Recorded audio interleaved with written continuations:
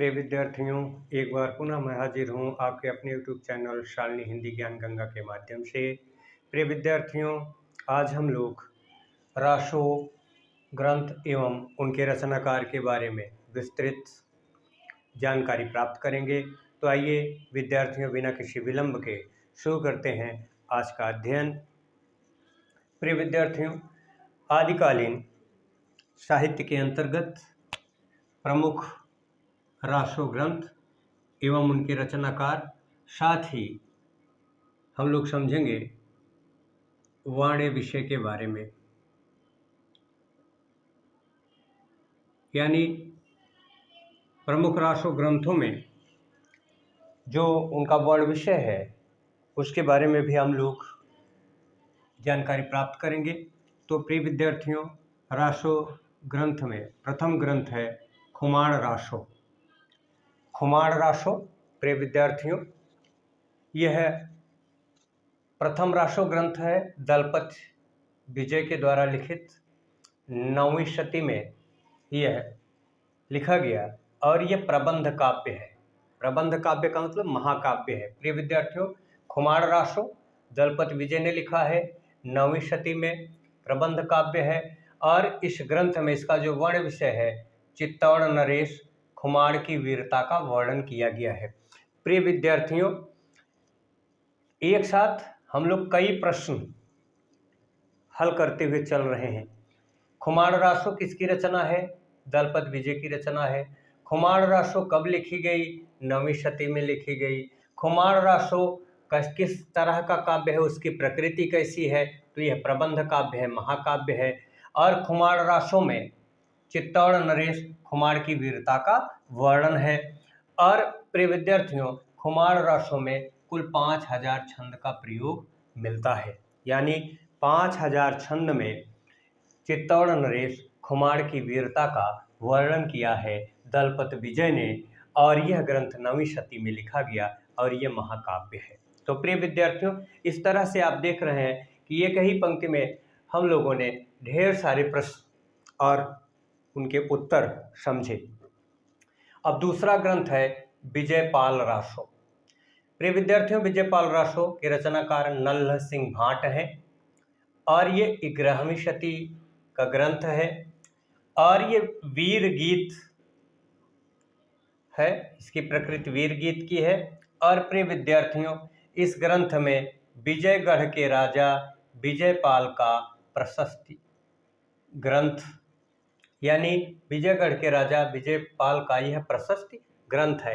यानी कहने का मतलब यह है कि विजयपाल रासो में नल्ह सिंह भाट ने विजयगढ़ के राजा विजयपाल की प्रशंसा की है, उनकी स्तुति की है, उनकी महानता के बारे में उन्होंने लिखा है। तो प्रिय विद्यार्थियों, आइए अगला ग्रंथ है विशल देव रासो। ये भी अत्यंत महत्वपूर्ण ग्रंथ है और हिंदी साहित्य में श्रृंगार रस का अगर प्रयोग सबसे पहले किसी ग्रंथ में माना जाता है तो वह विशल देव रासो में माना जाता है। नरपति नाल्ह के द्वारा लिखा गया है। ये 12वीं शती का ग्रंथ है। यह भी वीर गीत है और सबसे बड़ी बात यह है कि प्रिय विद्यार्थियों, वीर गीत होते हुए भी यह ऐसा रासो ग्रंथ है जिसमें श्रृंगार का भी उल्लेख मिलता है। तो प्रिय विद्यार्थियों, इस ग्रंथ में अजमेर के राजा विशल देव और राजा भोज की पुत्री राजमती की विवाह, वियोग और पुनर्मिलन की कथा वर्णित है। तो प्रिय विद्यार्थियों, आप देख रहे हैं कि बहुत ढेर सारे प्रश्न इसमें भी बन गए। विशल देव रासो किसने लिखा है? नरपति नाल्ह ने लिखा है। विशल देव रासो कब लिखा गया? 12वीं शती में। विशल देव रासो का वर्ण विषय क्या है? तो इसमें अजमेर के राजा विशल देव और राजा भोज की पुत्री राजमती के विवाह, वियोग और पुनर्मिलन की कथा है। इस तरह से भी प्रश्न पूछा जा सकता है कि अजमेर के राजा विशल देव और राजा भोज की पुत्री राजमती के विवाह, वियोग और पुनर्मिलन की कथा किस ग्रंथ में वर्णित है? तो प्रिय विद्यार्थियों, यह विशल देव रासो में वर्णित है। इसके अलावा यह प्रथम श्रृंगारी काव्य माना जाता है। और हिंदी साहित्य के इतिहास पर यदि आप दृष्टि डालें तो यह पहला ग्रंथ है हिंदी साहित्य के इतिहास में, ये पहला ग्रंथ है जिसमें 12 मासा का वर्णन मिलता है। यहाँ से भी प्रश्न पूछा जा सकता है कि हिंदी साहित्य में 12 मासा का वर्णन सर्वप्रथम किस ग्रंथ में मिलता है, तो वह सर्वप्रथम विशल देवरासों में मिलता है। विशल देवरासों के रचनाकार नरपति नाल हैं, 12वीं शती में लिखा गया वीर गीत है। और एक महत्वपूर्ण प्रश्न ये किसी परीक्षा में आया था कि अजमेर के राजा विशल देव अपनी पत्नी राजमती से रूठ करके कहाँ चले गए थे, तो विशल देव राजमती से रूठकर उड़ीसा राज्य चला गया था। तो ये भी आपको याद रखना है। इस तरह से ऐसे भी प्रश्न पूछे जा सकते हैं जो बहुत कम पूछे जाते हैं। तो विशल देव रासो राजमती से रूठ करके कहाँ गया था, उड़ीसा गया था। तो भी आपको याद कर लेना है। प्रिय विद्यार्थियों, सबसे महत्वपूर्ण ग्रंथ पृथ्वीराज रासो है, रासो काव्य परंपरा का। और पृथ्वीराज रासो के रचनाकार चंदवरदाई हैं। 12वीं शती में ये भी लिखा गया और यह प्रबंध काव्य है, महाकाव्य। और इस ग्रंथ में पृथ्वीराज चौहान की वीरता व संयोगिता के साथ प्रेम कथा का सुंदर वर्णन मिलता है। यानी पृथ्वीराज रासो में चंदवरदाई ने पृथ्वीराज के शौर्य, उनके पराक्रम के साथ साथ उनकी वीरता, अदम्य साहस का वर्णन इस ग्रंथ में किया है पृथ्वीराज रासो में। और साथ ही संयोगिता के साथ उनका जो प्रेम था, उस प्रेम का भी वर्णन इस ग्रंथ में किया गया है। प्रिय विद्यार्थियों, यह ग्रंथ 69 समय यानी सर्ग में है। एक चीज़ यहाँ आपको याद रख लेना है, इस तरह से भी प्रश्न पूछा जा सकता है कि पृथ्वीराज रासो में कितने सर्ग हैं, तो ये 69 सर्ग हैं। लेकिन पृथ्वीराज रासो ग्रंथ में सर्ग की जगह समय दिया गया है ना।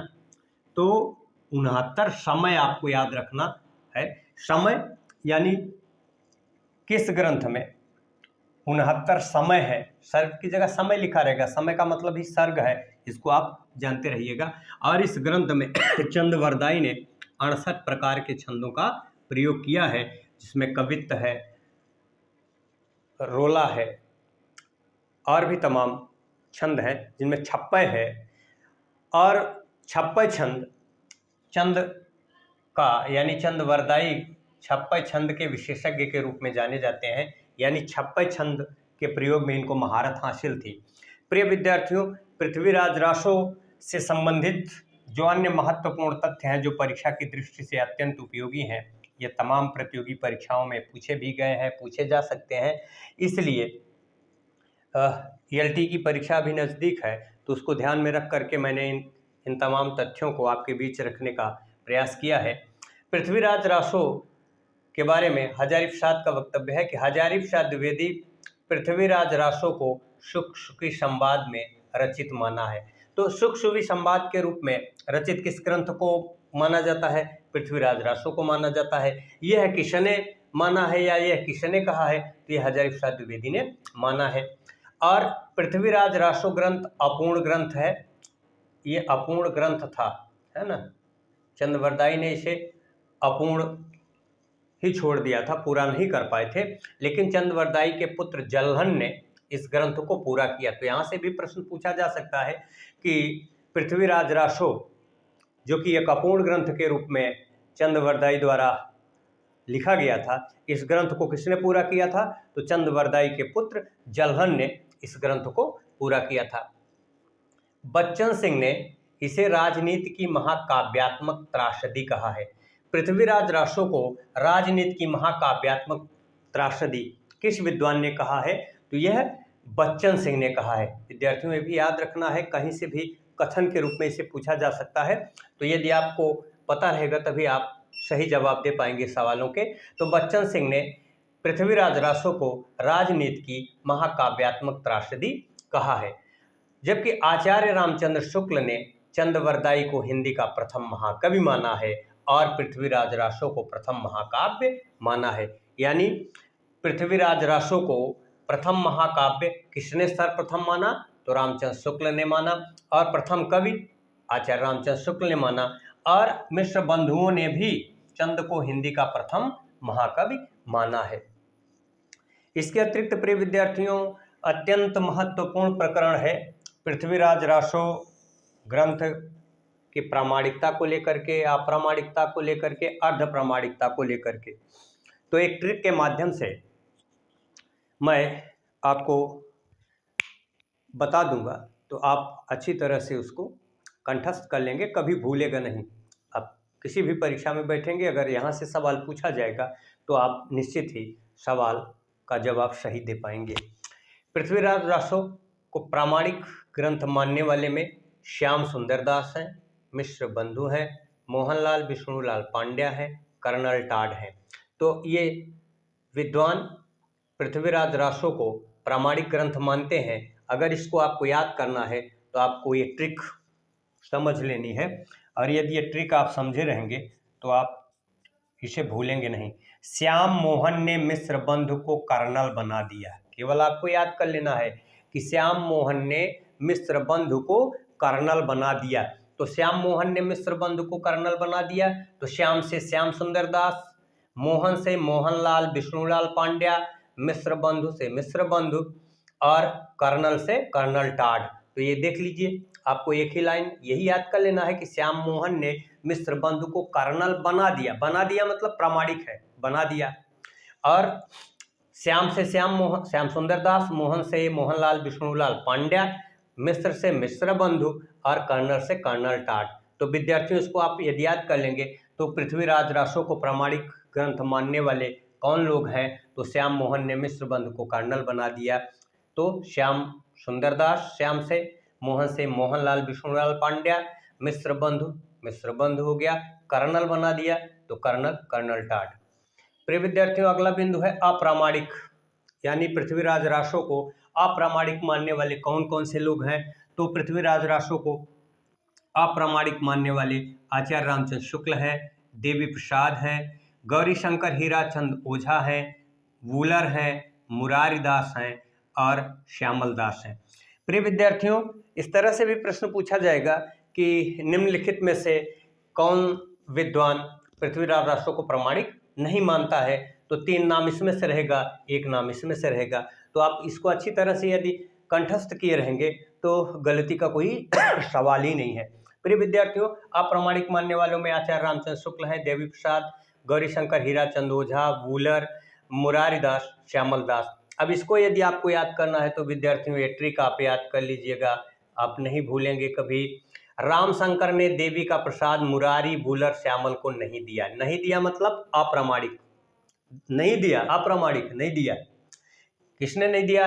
राम शंकर ने देवी का प्रसाद मुरारी, वूलर और श्यामल को नहीं दिया। यदि आप इस तरह से याद कर लेंगे तो निश्चित रूप से कि राम शंकर ने देवी का प्रसाद मुरारी, वूलर और श्यामल को नहीं दिया। तो राम से रामचंद्र शुक्ल, शंकर से गौरी शंकर हीराचंद ओझा, देवी का प्रसाद यानी देवी प्रसाद, मुरारी, मुरारी दास, वूलर और श्यामल दास। तो ये जो है अप्रामाणिक मानते हैं विद्यार्थियों। प्रामाणिक मानते हैं श्याम मोहन ने मिश्र बंधु को कर्नल बना दिया, या प्रामाणिक मानते हैं अप्रामाणिक राम शंकर ने देवी का प्रसाद मुरारी, वूलर, श्यामल को नहीं दिया। इसका मतलब है नहीं दिया तो अप्रामाणिक है। और अर्ध प्रामाणिक मानने वालों में प्रिय विद्यार्थियों मुनिजन विजय, हजारी प्रसाद द्विवेदी, सुनीति कुमार चटर्जी और दशरथ ओझा का नाम आता है। तो प्रिय विद्यार्थियों इसको भी इस ट्रिक के माध्यम से हम समझ लेंगे। ये ट्रिक है, यदि आप इसको याद कर लेंगे तो आप अर्ध प्रामाणिक किन किन विद्वानों ने माना है उसको समझ जाएंगे। दशरथ ने हजार विजय में आधी प्राप्त की मैंने सुनी। दशरथ ने हजार विजय में आधी प्राप्त की मैंने सुनी। अब दशरथ से दशरथ ओझा हो गए, हजार से हजारी प्रसाद हो गए, विजय से मुनिजन विजय हो गए और आधी प्राप्त की इसलिए अर्ध प्रामाणिक, और मैंने सुनी यानी सुनीत कुमार चटर्जी। तो आप निश्चित रूप से इस ट्रिक को अगर अपनाएंगे तो पृथ्वीराज रासो प्रामाणिक ग्रंथ है, इसको मानने वाले विद्वान कौन कौन से हैं इसको आसानी से बता लेंगे। पृथ्वीराज रासो अप्रामाणिक ग्रंथ है, इसको भी आप अच्छे से बता लेंगे कि कौन कौन से विद्वान अप्रामाणिक मानते हैं और किन विद्वानों ने अर्ध प्रामाणिक माना है। तो यदि आप ये तीनों ट्रिक याद किए रहेंगे पहली ट्रिक, श्याम मोहन ने मिश्रबंधु को कर्नल बना दिया मतलब प्रामाणिक। तो श्याम सुंदर दास, मोहनलाल विष्णुलाल पांड्या, मिश्रबंधु और कर्नल टाड ने पृथ्वीराज रासो को प्रामाणिक माना है।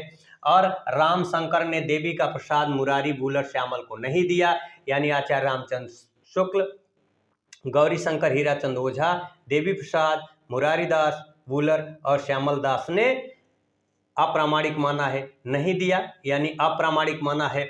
और दशरथ ने हजार विजय में आधी प्राप्त की मैंने सुनी, तो दशरथ ओझा, हजारी प्रसाद द्विवेदी, मुनिजन विजय और सुनीत चटर्जी ने अर्ध प्रामाणिक माना है। तो प्रिय विद्यार्थियों, मुझे लगता है कि आज की वीडियो से आप बहुत कुछ सीखेंगे, बहुत ढेर सारी जानकारी आपको मिलेगी। तो प्रिय विद्यार्थियों, आप कमेंट के माध्यम से बताइएगा कि आपको यह जानकारी कैसे लगी, कमेंट अवश्य करिए और वीडियो को अधिक से अधिक शेयर करिए ताकि और लोग इससे लाभान्वित हो सकें। यदि चैनल पर पहली बार हैं तो आप चैनल को सब्सक्राइब करें। प्रिय विद्यार्थियों, पुनः मुलाकात होगी एक नए वीडियो के साथ, एक नई जानकारी के साथ। तब तक आप हंसते रहिए, मुस्कुराते रहिए। ईश्वर आपको हर खुशी दे। जय हिंद, जय हिंदी, जय भारत, नमस्कार।